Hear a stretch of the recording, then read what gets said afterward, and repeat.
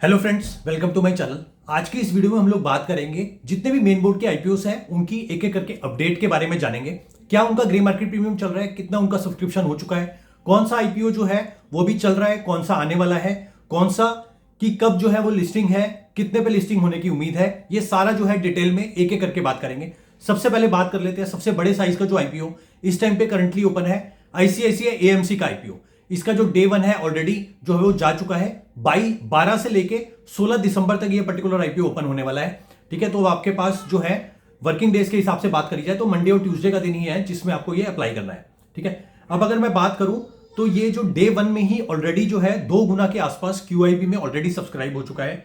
Big HNI category में 0.32 times, small HNI category में 0.48 times और वहीं रिटेल कैटेगरी में 0.21 टाइम्स और लास्ट में शेयर होल्डर कैटेगरी में 0.45 टाइम्स। ओवरऑल अगर मैं बात करूं तो 10,600 करोड़ का जो ये आईपीओ है ऑलरेडी 0.73 टाइम्स ये सब्सक्राइब हो चुका है।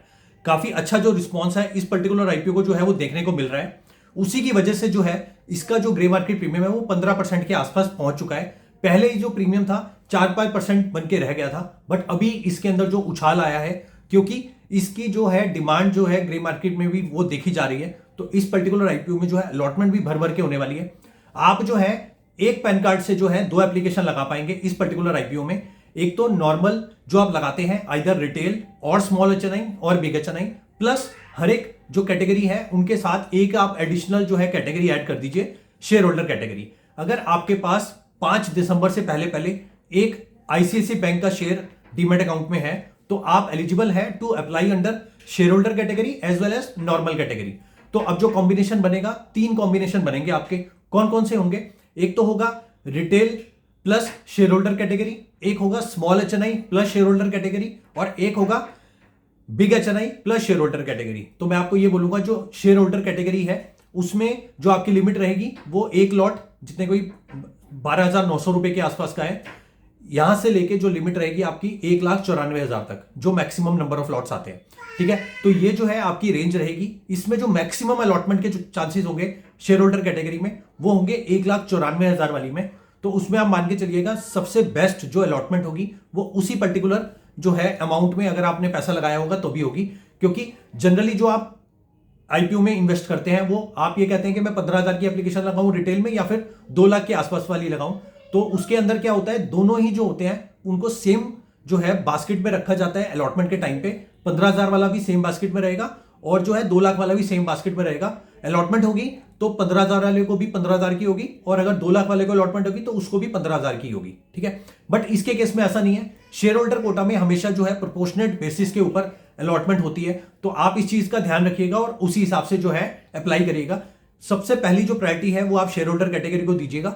उसके बाद में अगर मैं बात करूं सबसे ज्यादा जो अलॉटमेंट के चांसेस हैं वो शेयर होल्डर कैटेगरी में ही है सबसे ज्यादा। उसके बाद कहीं जाके या तो रिटेल में और साथ में बिग एचएनआई कैटेगरी और सबसे लास्ट में जो है स्मॉल एचएनआई कैटेगरी आप कंसीडर कर सकते हैं फॉर अलॉटमेंट पर्पस।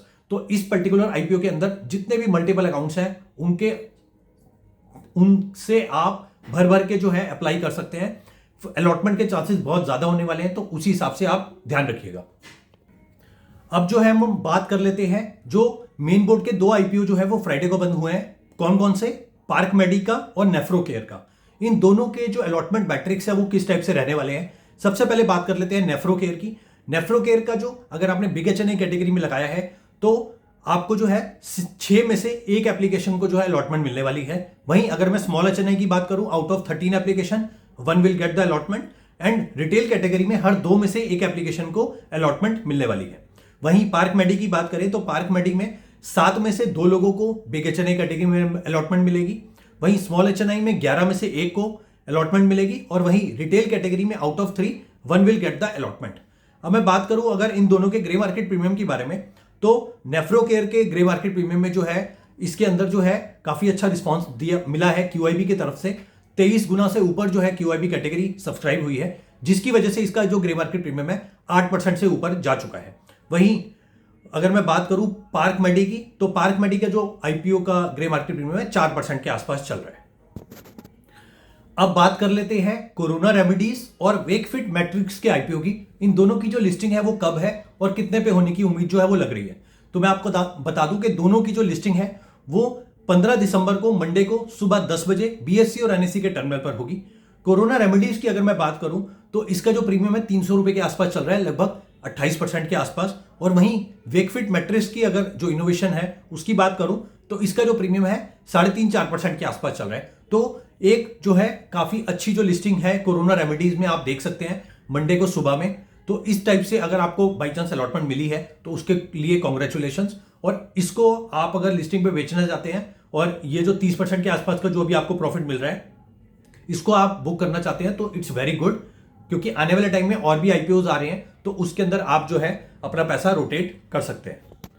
अब बात कर लेते हैं एक और जो आईपीओ आने वाला है केएसएच इंटरनेशनल का, जो कि 16 दिसंबर से लेकर 18 दिसंबर तक ओपन होने वाला है। इस पर्टिकुलर आईपीओ की अगर मैं बात करूं तो इसके अंदर जो है आईसीसी प्रूडेंशियल एएमसी का जो रिफंड है वो इजीली यूज कर पाएंगे आप, क्योंकि वो जो आईपीओ है वो 16 तारीख को बंद हो रहा है, 17 को उसकी अलॉटमेंट आएगी और 18 को जो है उसका पर्टिकुलरली जो रिफंड है वो फ्री हो जाएगा।